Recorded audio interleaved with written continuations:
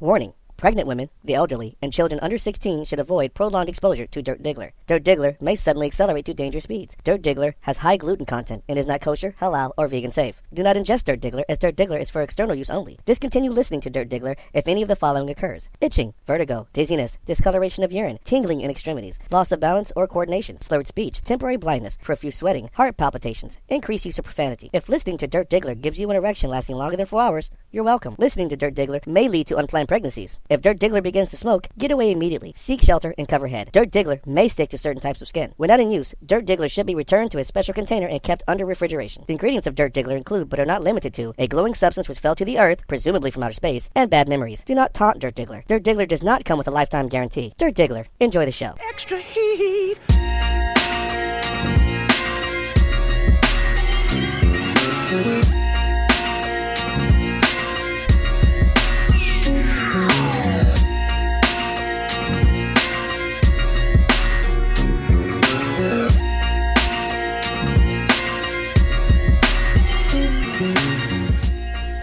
All right, everybody, it's the Dirt Diggler, the dirtiest Diggler to ever Diggler, if a dirt could Diggler. And I've got the dude, D from down south on the line today. He's blessing us. He's honoring us with his presence. Hey, yo, D, give him a shout. What the business is? The business is good. Business is good because we got D on the line. All right, so today we're going to cover why your division sucks, AFC West. We're going to cover the monumental contract extension that Fletcher Cox signed with the Eagles. We're going to go over some Pittsburgh stuff real quick. We're going to talk about Muhammad Ali for real this time. I promise. And we're going to talk about these NBA finals because I don't know what else to call them. But before we even get into that, look, all right, I called it. All right, I called it. I called the Penguins to win. But here's the thing, right? Like, I'm a Flyers fan, right? So by default, I kind of like don't like anybody from the Penguins. Like, we got T-shirts in Philly that say "fuck Sidney Crosby" because it's a rivalry. Like, there's no brotherhood between those two teams. But my man D here is from Pittsburgh, and like, yeah, he's a diehard Pittsburgh fan. So on behalf of the Dirt Diggler podcast, sir, we extend our congratulations to you for your hockey team winning. So did you have a chance to tune into any of those games, good sir? No, I don't have to watch the Penguins. I know we're going to win when we go to the Cup. That's all that matters. Yeah, they've got a few of those. How many y'all got? 3, 4? I want to say 4. Four Stanley Cups in Pittsburgh. We got a couple in Philly. We got a couple Stanley Cups. You know, back in the Broad Street Bully days, we was doing it. We've been to the finals a couple times past that, but you know, Philly, we don't get a lot of championships in there. We just get close all the damn time. So congratulations on behalf of the show. You know, for those who don't know, Pittsburgh is diehard all the way. You know, from the Pirates to the Penguins to the Steelers to Pitt University. Like, if it's Pittsburgh, the dude D is all over that. So congratulations once again. And without further ado, it is time to drag the garbage ass AFC West. Right? So I had a tough time with this one. Right? I mean, the AFC West is a pretty shitty division, and I mean, they got the reigning Super Bowl champions. And they still suck. So let's discuss why they suck. All right? First and foremost, right, they let zombie Peyton Manning win a fucking Super Bowl ring that, honestly, he didn't damn deserve. All right? So fuck that division for donating wins to that bullshit-ass team. 2, besides the Broncos, I really struggle to remember the other 3 teams, and I love football. And the AFC West is the only division out of 8 divisions that I honestly could not, off the top, remember all 4 teams. Like, I was like, Denver, the Raiders are in there, the Chargers, and I had to fucking Google who the 4th team was, and it's the Chiefs, and they went to the fucking playoffs because they're boring as shit, right? Mark Davis is an owner, and we're going to cover why that's fucked up in a little bit, and Alex Smith is arguably the best quarterback in that division.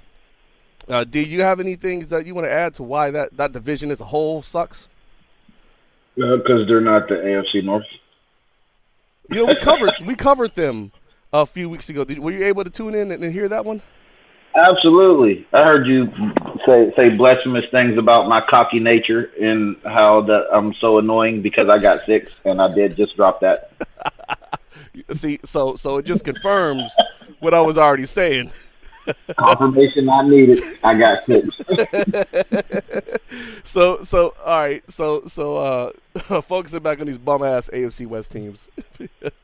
So right now we got the current Super Bowl champion Broncos played their hand at quarterback very poorly. They put the crown on zombie Peyton Manning, or the ghost of Peyton Manning, or the corpse of Peyton Manning, whatever shell of Peyton Manning they had playing for them, and they won. That's not make Right, sense. they won, and the guy they drafted to be their heir apparent was kind of pissed because they took every opportunity to shit on him for Peyton Manning during the season, right? So let's be real.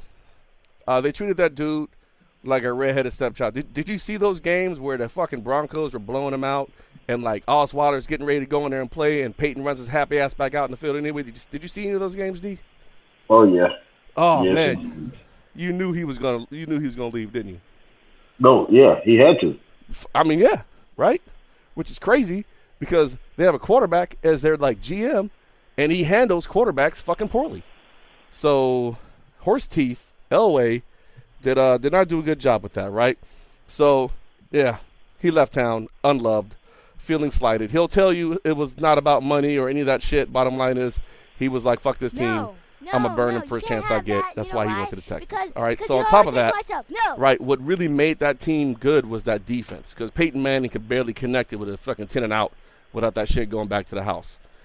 Right. So the defense is what really was winning games for them, without a doubt. Right. So they've already lost a couple pieces to that.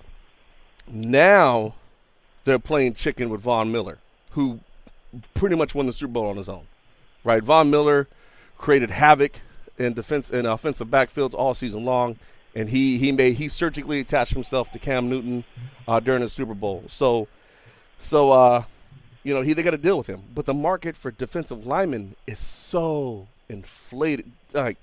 So D, you been paying attention to these signings? The dude in New York. I have, and I'm expecting Von Miller to get at least $60 million. Oh well, Fletcher Cox got 63 guaranteed. That's right.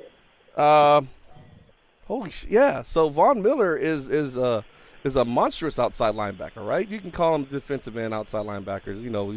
He does it all pretty much at that point, at that part. But they got to pay that man, right? So what's happening is they're trying to franchise him, and I just saw he says, there's no way I'm playing under the franchise tag, right? Actually playing under the franchise tag is like a pay cut compared to what his contemporaries are getting paid. You got the dipshit in New York was named Oliver Vernon, one of those names, who fucked it all up when he signed his contract. And then you got Fletcher Cox, who signed a contract for the most guaranteed money for any non-quarterback ever. And then you've got, the best dude waiting to sign his contract in a place that they could habitually play hardball. Like Denver, hardly ever pays anyone now in their Elway. I mean, and I may be misjudging that. So D, since Elway's been running the show in Denver, have they been tight in the pockets, or is that just something I'm seeing as recent history? No, that's kind of recent, because Elway was spreading the love around once upon a time when they first bought Peyton in.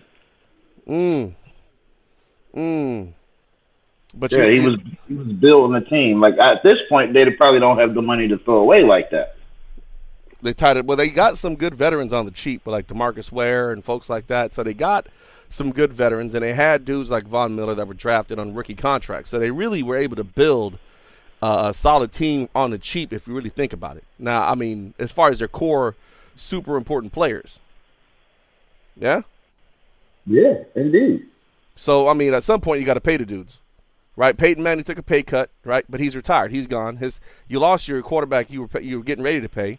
Right, so the assumption is between Mark Sanchez and Paxton Lynch under center, you should have some money to pay Von Miller, but playing public hardball with this dude may not be in the best interest of his team, because let's be real, Von Miller is a known quantity at this point, and he's a fucking game changer. He's a game changer. So if you can imagine him going to Jacksonville, right? Jacksonville's got all kinds of money to spend, and they got a young team. And they're looking, and they're a weak ass division. So if Jacksonville can make a play on Von Miller, and get him in town, I mean, I can definitely change the whole dynamic in the AFC South. Yeah? It could, but I mean, I don't think Von Miller necessarily wants to go to a scrub-ass fucking franchise. Nah, but he definitely wants to get paid. But we'll see. We'll see. All right. So more on to why the Broncos suck, right? So they also got like Mark Sanchez as their starter. So if you've watched Mark Sanchez play in the last several years, you know that he's that guy that will look competent until he gets within 10 yards of the end zone, and then it's like, oh shit, we're about to score. I better throw an interception so I can get to the sideline and finish that hot dog because I think it's getting cold.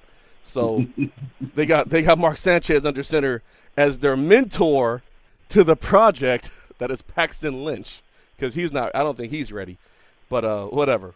So moving on from why the Broncos suck, the Chargers, right? Who I honestly forget is a team, which is crazy because I think the city of San Diego also forgets that their Chargers are a team. They got a good quarterback in Phillip Rivers. Right now, he's a bit of a loon when it comes to the whole quiverful thing, and if y'all don't know what quiverful means, fucking Google it. I'm not going to go into it on the show. But he's a bit of a loon, but as far as a quarterback, the dude is solid, right? They also have this thing called Antonio Gates that's been playing tight end for them for a long time.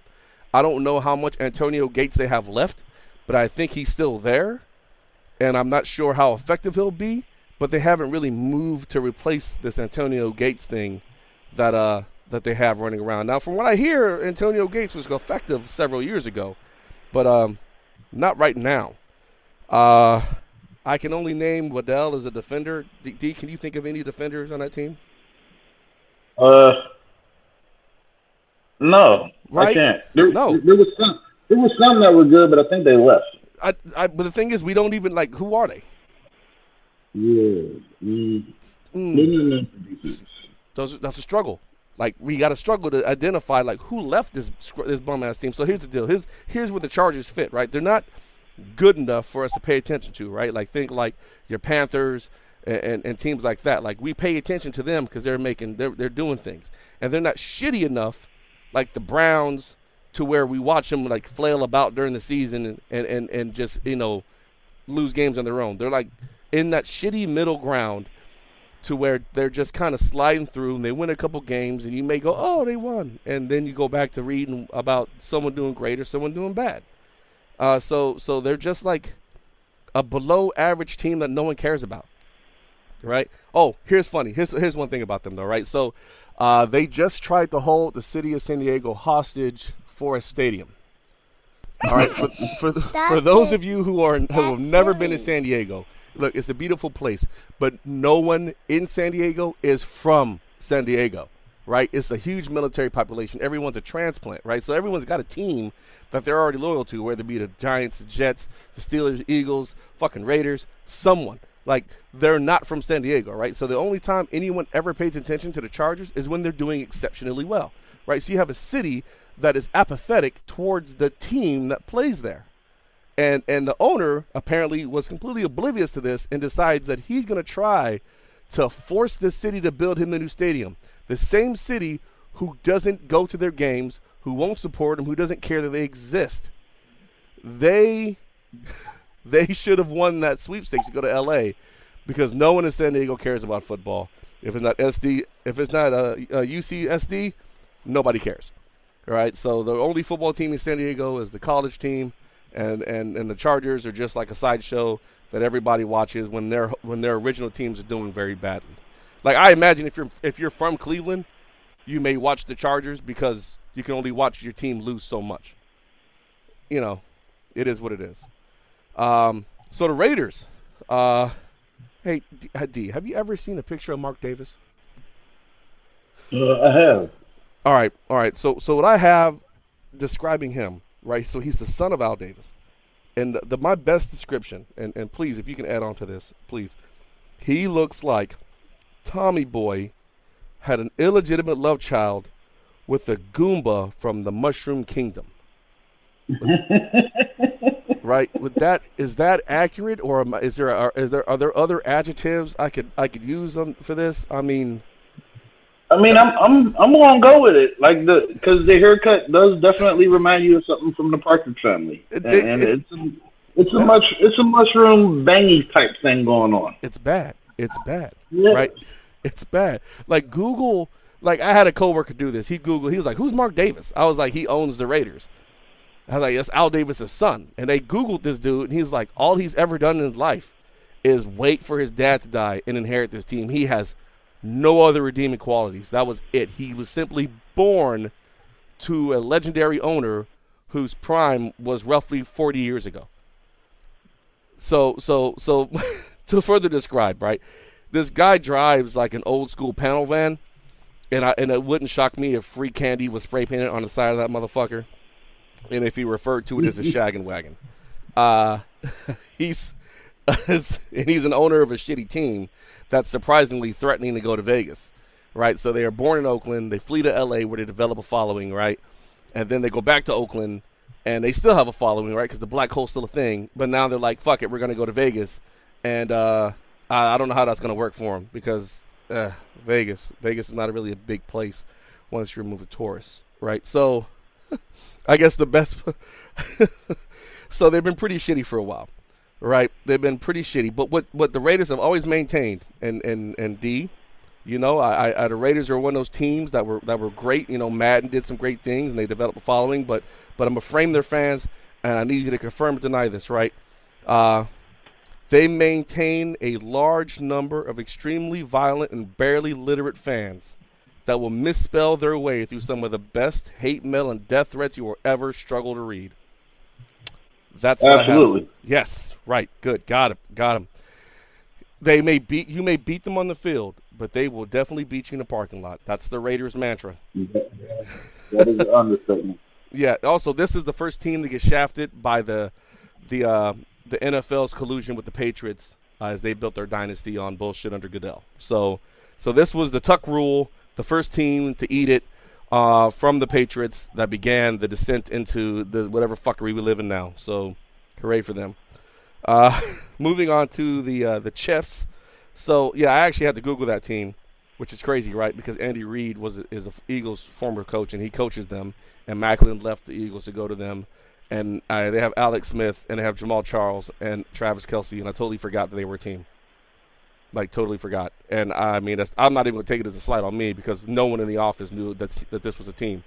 I don't see any of their swag anywhere. No one's wearing, like, Chiefs jerseys. Nobody's wearing Chiefs lanyards. No one cares about the Chiefs unless you live in that shitty state. Right, so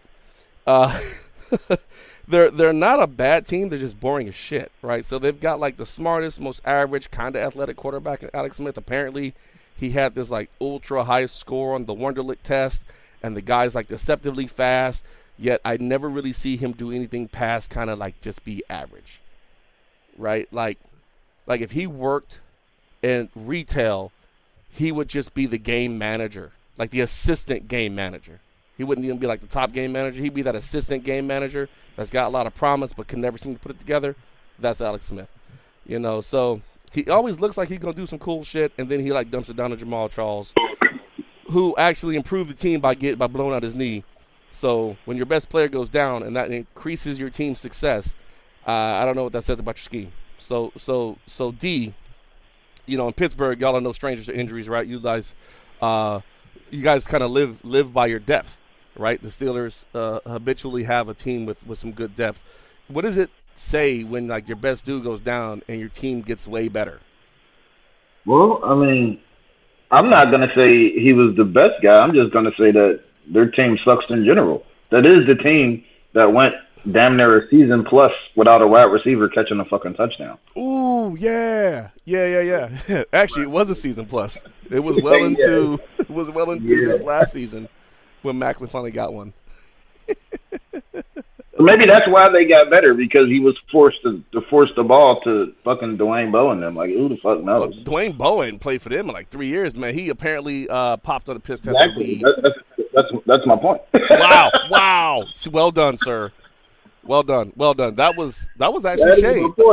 That was shade because I didn't see it coming.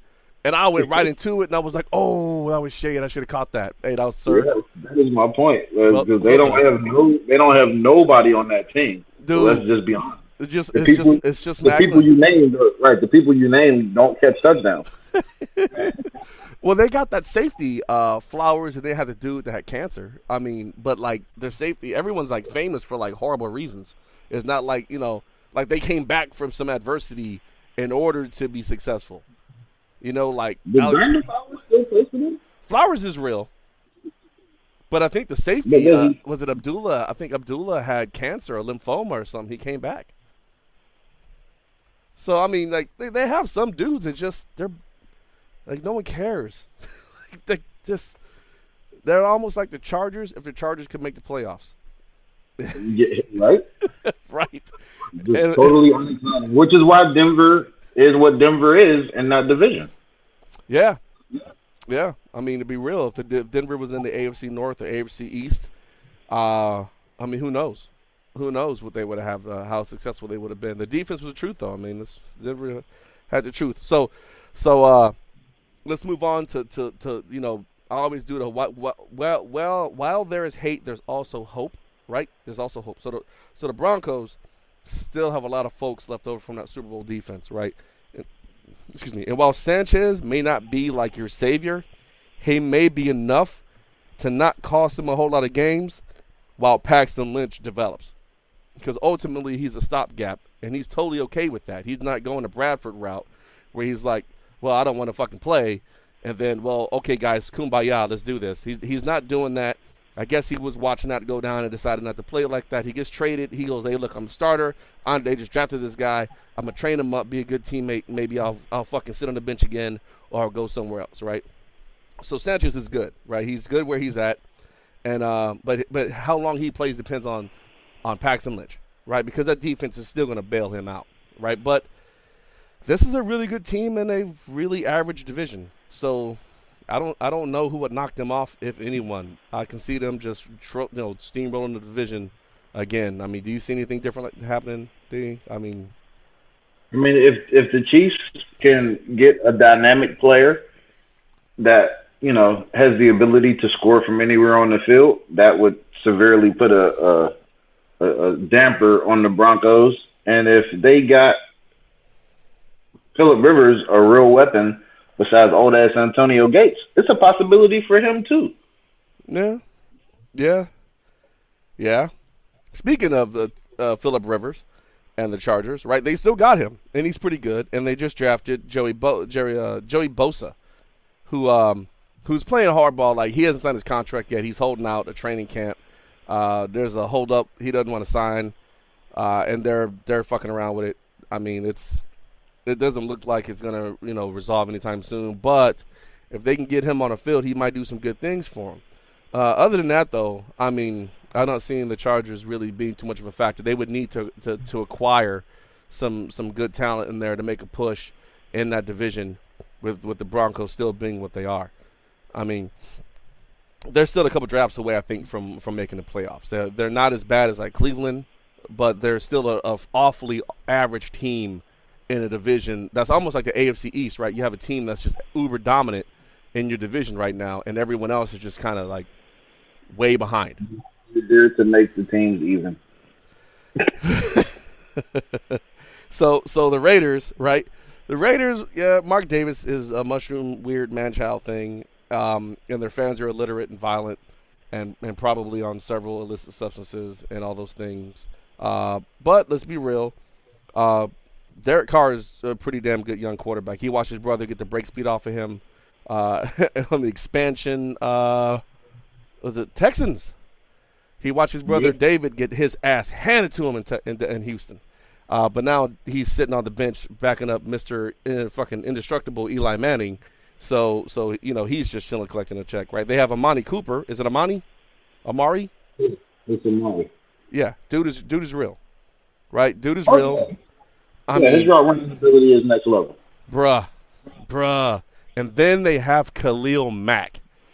Khalil Mack racked up, was it 5 sacks against the eventual Super Bowl champions? Like, he did it from everywhere. They had him blitzing off the left, off the right, up the middle. They might have brought him like from the safety position. Khalil Mack was destroying the Broncos all by himself. And they're building on top of all the talent they have right now, right? So I think that the Raiders are in a similar position as the Jaguars is that they're young and they're building still, and that the talent they're putting in place is already good and has more room to grow, right? So they're a really dangerous team from where I'm sitting. Like, if you are watching the AFC West, right, and if there's one team you're going to watch, I would say it's the Raiders. They've got the most promise to do some. They're just becoming this real dynamic team all of a sudden, and maybe this draft to be the one that they can make a push for the division crown. I mean, shit, you've seen them guys play, man. They're doing some things last year, man. Yeah, they were, but once again, it's not going to pan out for them because that's what they do. They fold like lawn chairs. Like lawn chairs, the Raiders. Yeah. I mean, you wouldn't be saying that with any bias being from Pittsburgh, right? There's no bias at all because, once again, I have 6, so I don't have to have a bias. Wow. Yeah. Wow. Yeah. At the end of the day, like, let's think about the Raiders, right? Yeah. There's nothing that they've accomplished since the 70s that's of any relevance to anyone anywhere. The only thing that you had to say about them in the modern football times is that they are the beginning point of the Patriots' untimely football WWE type thing happening. That's all you had. You didn't have nothing else. It's the Raiders. Like, let's be honest. Like, Jamarcus Russell. Come on. That's what they are. Oh, man. Exactly. He's trying to come back into football, right? He's been trying to come back in football. It's not going to happen because no one's going to take the chance. Nah, nobody's going to pay that dude, man. He surpassed Ryan Leaf as the biggest draft bust ever. And Ryan Leaf, I watched that guy play in 2 different cities and suck out loud. Like, I watched him in San Diego and I watched him in Dallas just be horrible. And while Peyton Manning flourished into this thing in Indianapolis, I watched him just fucking erode into nothingness. And then they managed to somehow outdo the Chargers with that pick by picking Russell. Oh, my God. Yeah, that dude was a piece of shit. So, all right, moving on. All right, Fat Andy, former Philadelphia Eagles coach, Andy Reid. And the Chiefs actually did. I think that they did a couple good things in the loss of Jamal Charles by understanding that they have actual players that aren't named Jamal Charles that are actually kind of talented, right? So Macklin's all right. He's good. Macklin's, I want to say, a number 1. He's a true number 1 receiver. It's a shame that he went to the Chiefs. I would have loved to have kept him in Philly, but he's not. It didn't happen. So fuck it. He's in Kansas City, right? So they also have Travis Kelce, whose brother plays center for the Eagles. Fun fact. They also got a pretty good defense, right? So while their defense is not on the same level as Denver's, they were putting up monstrous sack numbers a couple years ago, right? But like, they've got Flowers, who's pretty good. Like I said, Abdullah came back from the cancer, and they got some good dudes on the front with Houston and Poe and a couple other folks that are doing some good things, right? So they can really cause pain, but I don't know if they'll do anything past that wild card. It really depends on what the Chargers and Raiders can figure out during this next season. But like I said, they did make the playoffs this last year, and they maintained their nucleus. So it's not like they're starting from scratch. Maybe since they learn how to do things without Jamal Charles, that they'll learn how to do things better with him back in the fold. We'll see how much of his knee returns to the game this upcoming season. So yeah, Fletcher Cox. All right, D, I know you saw it, right? Yep, he got paid. Dude, $103 million. $63 million guaranteed over 6 years. $26 million signing bonus. He got $26 million for he actually wasn't even there. Like, no, he did come, right? He got $26 million just for signing his name. I'd have took that pen, dipped that motherfucker in gold, and put it in the frame, and it had just been hung up in whatever fucking mansion, whatever McMansion I live in. So, dude. So, all right. Good signing? Bad signing? What do you think? ホットテイクアラート。 Well, I mean, as with any signing in the NFL or any major sports, it's always going to be damned if you do, damned if you don't. Dude deserves his money. I don't know if he deserves that kind of money, but he deserves some money. What you're going to run into is if he doesn't produce as expected or he gets hurt, all of that money could have been used in a better way. Fact. Right. Every NFL team is going to run into the exact same problem. The Steelers were notorious for it because we used to hold on to players and they're like all veterans and they're so endearing to our hearts. No, fuck that. If you're not producing, you got to fucking go and you don't get paid. That can really be what happens to the Eagles right now because that amount of money given to one person when your team has more than one need, that can become an issue down the long run, the stretch. So, we already talked about it earlier in the podcast, right? Like, there is no other non-quarterback that has that much guaranteed money written into their contract, right? So then you talk about his yearly salary, besides the different bonuses that he gets. There's only like one other defensive lineman that makes more than him per year, and you know who that is? Now, I don't know who it is. Ndamukong Suh. Oh, well, yeah. He changes the game just being on the field. Right, and Fletcher Cox does as well, playing a 3-technique defensive tackle where he's tying up, two linemen, reading 2 holes, and then making a play. He had like 9.5 sacks last season. So the understanding is, and I kind of understand the logic, and I've talked about it, is him going back to a traditional 4-3 defensive tackle with less responsibility and one gap, playing behind in a Jim Schwartz defensive scheme, which is predicated on pressure coming out of just the front 4. He's a huge piece to that. His ability to penetrate. Now, I'm not going to sit here and make comparisons to Warren Sapp because no, but he is drawing comparisons to Jerome Brown by players who played with him. And I remember watching Jerome Brown, and I had to go back because, like I said, I was young when he was playing, but I remember reading up on him and watching him play. Jerome Brown was a fucking monster as a defensive tackle. And of course, when you got Reggie White and Clyde Simmons and Mike Pitts playing next to you, it's not as hard. But he was an absolutely disruptive player for an offense, and that's who they see Cox as being right now, and he's about to hit the prime years. So. Yeah, you're right. I don't think his production will dip. They're betting that it won't. They're betting that it will increase, and they'd much rather pay him now than pay him after that happens. Well, I see. I'm not talking about production. I'm just saying that at the end of the day, if you spread out offense, you spread out the defense, you kind of negate the pass rush in a sense. Like you literally negate the pass rush. You can. You're talking about a division where everybody's fucking pass happy. You're talking about an NFL where everybody's pass happy. Yeah. So, is he going to have time to get to the quarterback? Is he going to be as disruptive knowing what they know now? Like when you have a breakout season, no doubt you have a breakout season. Period, point blank, across the board. The problem with your breakout season is motherfuckers scheme for you the next season. Well, I mean, he came when they drafted him. He's a first-round pick, right? So I remember when they drafted him. And the dude's been a monster since he was drafted. It was just that, like, last year in particular, he was exceptionally monstrous. Yeah, but now, once again, you paid him that kind of money. Is it going to be worth it? Like, well, see, this is the dilemma you run into, right? Arguably one of the greatest defenses that ever played football, the 70 Steelers, right? Period, point blank. No one's going to argue that fact. This is just the reality.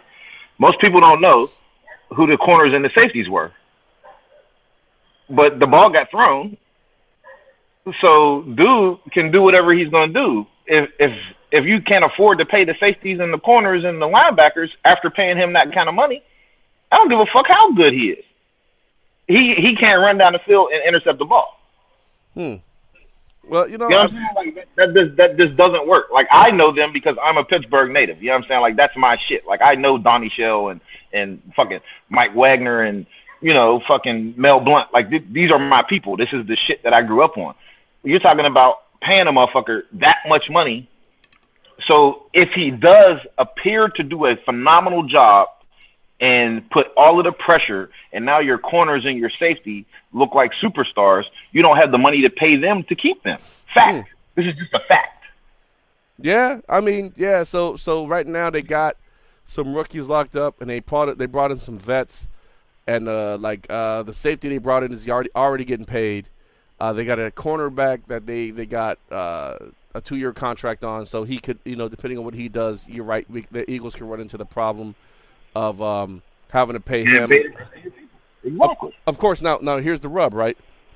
You got Paxton, not Paxton Lynch. You got Wentz, waiting in the wings, and you got Bradford, who could easily be done after this season, right? So releasing Bradford would open up cap space to sign some of those defenders, but that's if they decide to part ways with him, which we can say is assumed, right? You can assume that they're going to trade him at the end of the season to let him walk, but either way, his cap number, which is not too bad, but it's I think you could pay a cornerback with that amount of money he's making.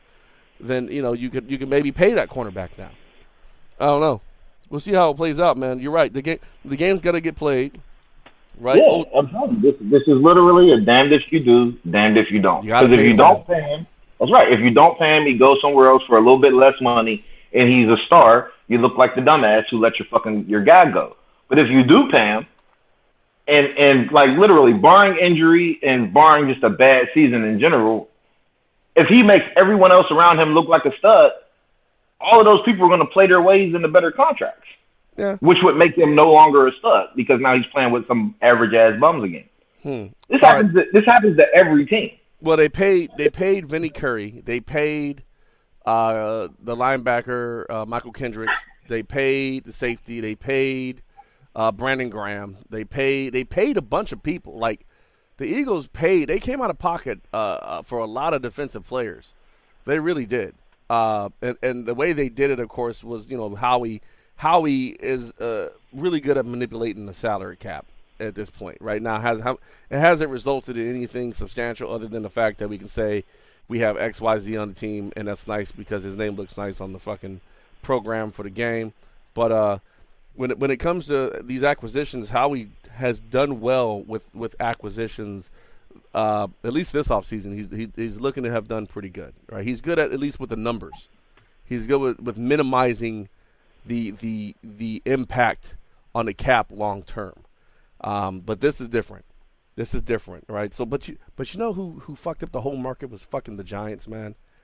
When the Giants signed that fucking nobody to more money than what J.J. Watt was making, they fucked up the whole game, dude. They did that shit months ago. Man, they fucked up the whole game. So like you got Kawan Short in Carolina, who's trying to get paid. You got Von Miller who's trying to get paid. You got like a bunch of dudes trying to get paid just on the defensive line, and now you have this this guy in New York. I want to say it's Vernon Oliver. He's getting paid out the ass, and he's not even like on anyone's radar. And then you have Fletcher Cox getting super paid.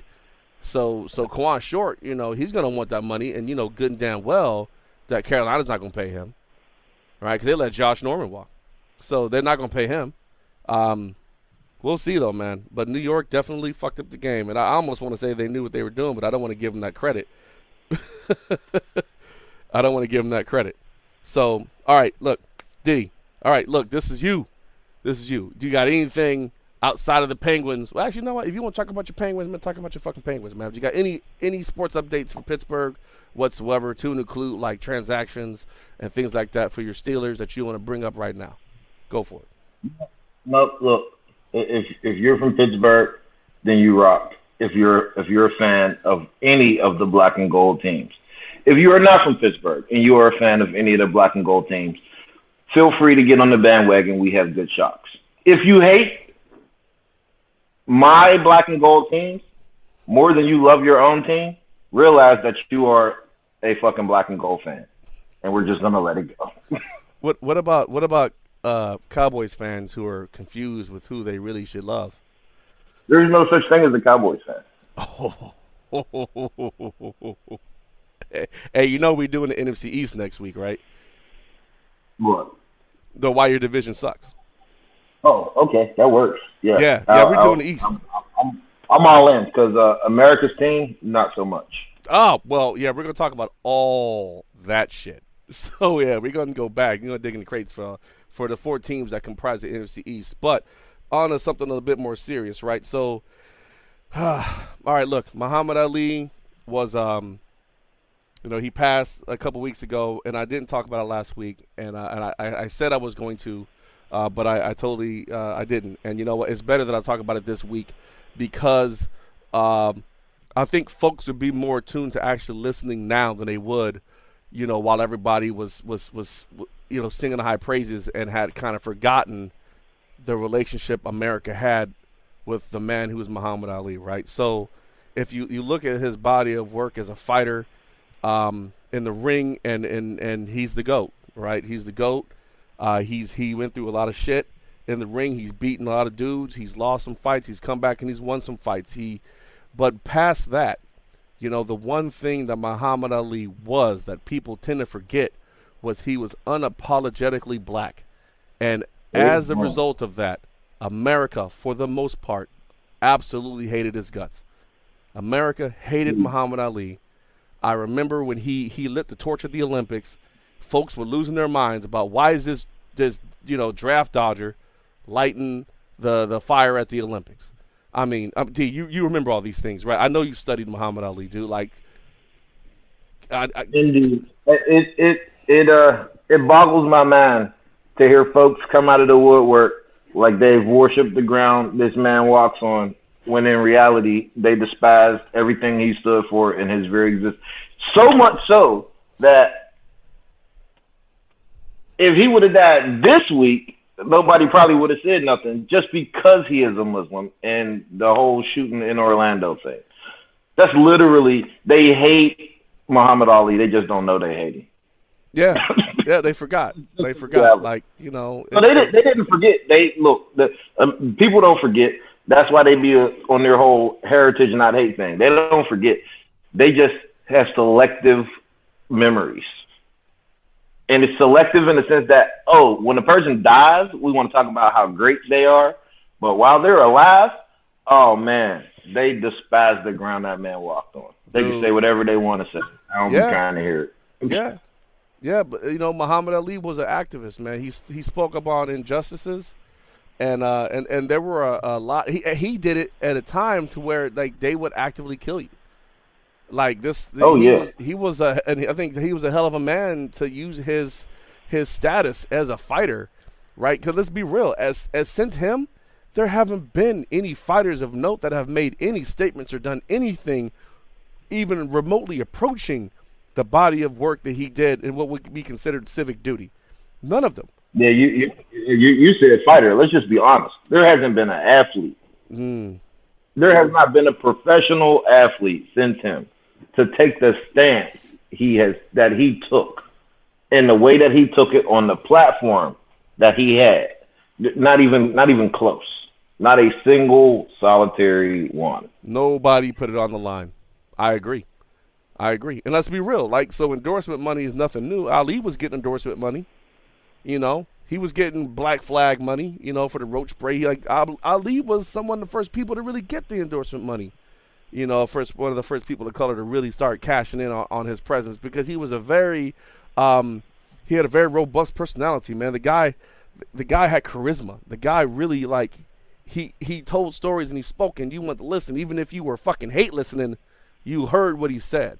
And he said what he's going to say exactly how he wanted to say it.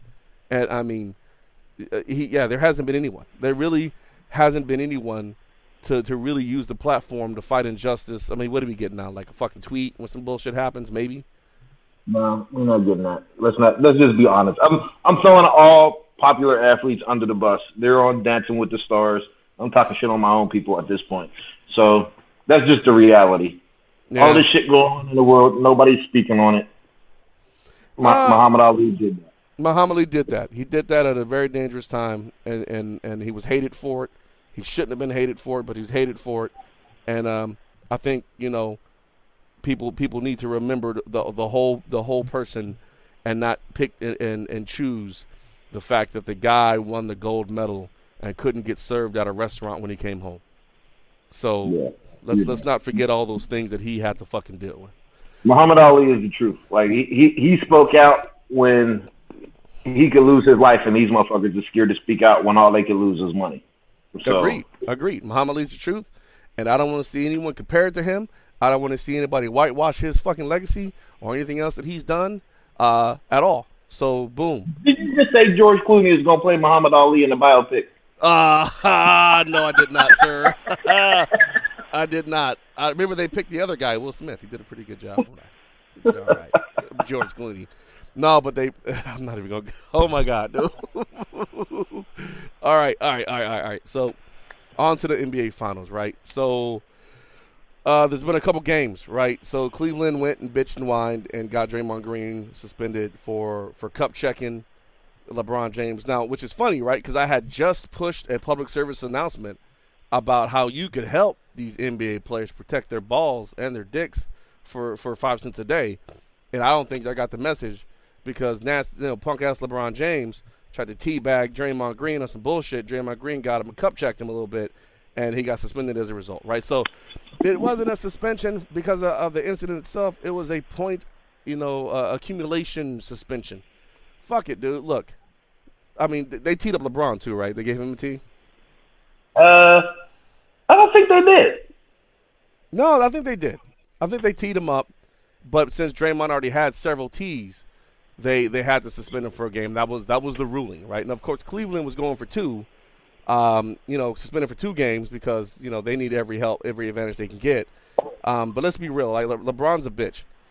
LeBron's a fucking bitch, right? This is the most toughest looking weak motherfucker I think I've watched play basketball. He's the dude in the fucking salmon pink shorts and the polo shirt with the pop collar whose daddy's a lawyer who acts fucking reckless because his daddy's a lawyer, and if you piece him up like he needs to be pieced up, he's going to get his dad to sue the shit out of you. That's LeBron James. And his daddy is the commissioner, and his big brothers are the refs. Like, LeBron, I'll tell you, yeah, he flops because he needs to get foul called, but they don't call him throwing his forearm into everybody as he drives through the lane. They don't call all the bullshit he does. So like him damn near picking up Babyface off the floor. Oh, that was horrible. Dude, like, fucking be real. Like, if he's the weakest fucking tough guy I've ever watched play. Like, really, like, let's be real. We can talk about how great the 90s were, but first of all, you wouldn't call nobody a bitch and have that shit just fly in the 90s. Like, you go ahead and call Michael Jordan a bitch and see what happens. You know what I'm saying? He was going to drop 1,000 points on you. He's going to murder your team. He's going to murder your team. He's going to single his. He's going to go, hey, look, you other 4 motherfuckers are there to give me the ball while I kill this team. And that's what he's going to do, right? Folks talk about young Kobe getting into it with Plum calling him a bitch, but Kobe was scrapping, right? He still put the dukes up. You're going to see LeBron put his dukes up. Well, I've never called Kobe a bitch. No. I'm not saying nobody called Kobe a bitch because right. Kobe's a like your whiner. team. Yeah, he's a whiner. No. LeBron's kind of he's a bitch. He's like the kid when you was playing at the park, playing pickup, and he told you, like, if I don't get a spot, I'm taking my ball and going home. That's LeBron James. Yes, that's LeBron James. Fuck him, right? But as I was saying, before the finals even began, I say, look, LeBron's going to need to be otherworldly, and he's going to need Kyrie Irving to jump in and be Superman too, right? Kyrie Irving did not do that the first couple games, and they lost. Right now, Kyrie Irving was able to assert himself, and as a result, they have a couple wins. Right, so now the series is tied 3-3. Right, and they're going back to Oakland for the final game on Sunday. Right, it doesn't change the fact LeBron James is still a bitch. He's still a bitch, but it just means that there's a game 7. I didn't project a game 7, but there is going to be a game 7. Right. They were able to really take away the role players for the Warriors and force the issue on Curry and Thompson. And Curry and Thompson did all right, but when Bogut went down with that knee injury, right, which I saw in real time, which looked real bad, right? I'm sitting there like, oh, that dude's whole ACL, MCL are done.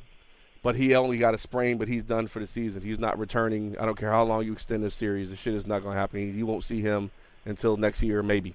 That's a pretty bad sprain, right? So they lose their best big. So what does Cleveland do? They play big. And Tristan Thompson shows up, and now he's killing them. So, I guess Bogut was a bigger part of the plan than I anticipated. But other than that, they've been able to really take the role players out of the game, which is what was killing them to begin with was those role players. You can account for Curry and Thompson. You can run at them at the line, it's glue bodies to them, and make the shots harder. And, they're still going to hit them, but not as often. But when the role players are dropping, 20 on you a piece, you don't stand a good chance to win. And that's what they've taken away was those role players. They've also been able to – Curry got ejected and find, Game 6, he threw his mouthpiece and hit, like, the minority shareholder for the Cavaliers that, like, hit him or some shit. Fuck him. Kerr got fined, like, $25K for talking shit about the refs. And let me tell you, did you see Game 6, dude? I did not watch the game. Bro. I watched parts of the game. The officiating for that game, I didn't know what It was horrendous. Yeah, Bruh. It was horrendous. Whoa. It was. Look, I don't care who you're rooting for. There was some serious bullshit calls out there. Serious. Like, I'm like, so. There were some bad calls, and there was most certainly some missed ones. Bruh, man, that game was inexplicable, which has been a recurring theme in the NBA this postseason is inexplicably bad games called by the refs, right? Like, Joey Crawford, right? Joey Crawford was essentially a horrible ref. Would you agree? Absolutely. You know why he's a horrible ref, D? ホットテイクアラート。 He's blind. No, because I know his fucking name, right? You're a ref, dude. You're like the fucking hardwood floor. You're part of the court. I shouldn't know your names. Like, you shouldn't have a legend about you because you're a ref, dude. Like, the game, you're there to make sure the game happens. You're not there to assert your will over the game and like, do shit like eject Tim Duncan from the bench. Like, yo, Tim Duncan doesn't even, like, emote. Like, it took me a long time to even come to the terms that this guy might actually be a human being because of his total lack of emotion in anything, right? And you're going to tee up Tim Duncan and eject him, and he's sitting on the bench. He wasn't even doing shit. That's the shit Joey Crawford was doing. Like, Joey Crawford was putting his stamp on games, and you can't do that because you're a ref. Like, I shouldn't know your name. You're a shitty ref because I know your name. Let's go beyond the whole missed calls because all the refs miss calls. But his arrogance about the missed calls, his refusal to understand that he is part of the game, like the net is a part of the game. Like, we see you there, you serve a purpose, but we don't need to, like, know who installed the net and if the net has a nickname or some shit. We don't need to know any of those things. So Joey Crawford is a shitty ref, and these other refs are shitty as well, but not the same way. They're just shitty because they're like they're calling there's no look, they're letting them play, and then they're calling fouls that aren't there, and then they're letting them play again, and then they're targeting one dude for fouls, and like it's then their team dudes up for fucking staring and shit. It's the weirdest shit ever, man. I don't know what to do with these refs, man. You think we can get some college refs to call a better game than these guys? At this point, I'm saying call your own fouls like you're playing on the street. Well, the game would never progress because LeBron would literally be laying on the ground shooting the entire time. No, see, what would happen is LeBron wouldn't be in the game no more because he can't really play. Oh. He'd be one of them people. Mm. Like, oh, bro, I'm man, I can't get no call. Man, whatever, man, I quit. Fuck and it, then we can down. move on with the game. Yeah. This bullshit. You know who I wish could play in this series more than anybody else? If I could bring like one player back from that old era. You know, actually there's two players. There's two players I wish I could bring back just for this series. You know who they are?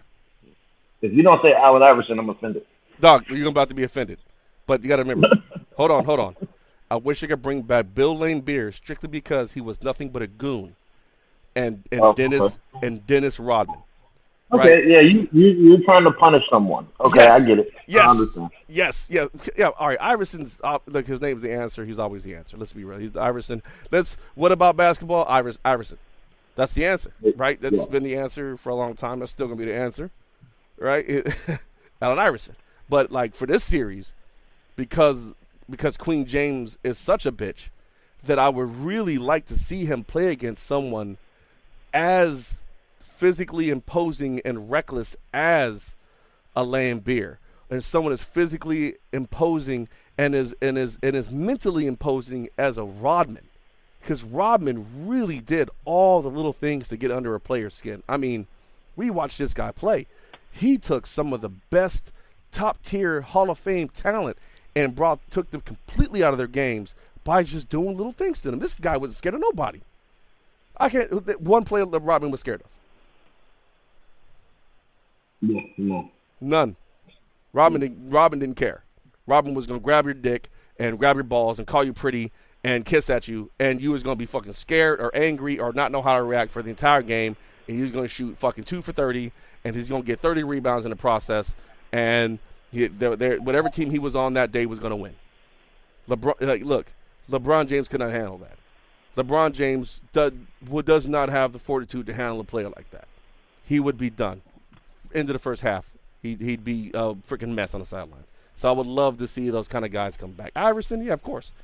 I mean, I want to see Iverson cross Tyronn Lue up again. I want to see him cross him up again.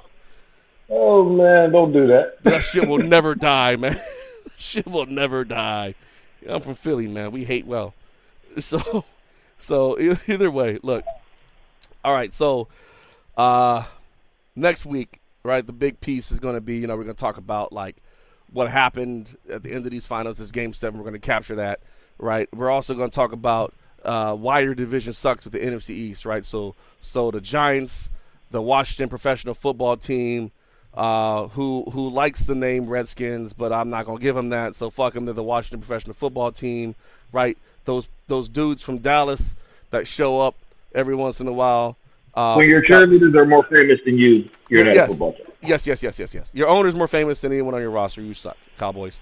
And then the Eagles, right? My Eagles, right? So some of you are thinking, but Dirty, you're an Eagles fan. Yes, I am an Eagles fan, right? I've been an Eagles fan for a very long time, and I've been watching all the things my team have done, right? I've watched the Rick Kotite years, right? I watched, the Buddy Ryan years. I watched the Ray Rhodes years, the Andy Reid years. I watched all those years, right? And you know what I have? I have 0 Lombardis after all that shit. So I'm gonna drag my team.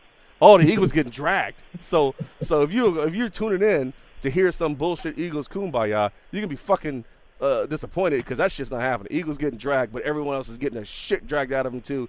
This is my division, and this is how it's going to go down. And D from down south is going to be in on this because our division's got some fucking history. So the shit's going to happen. Boom. D. Hey, any words of wisdom you want to share before we call this a wrap?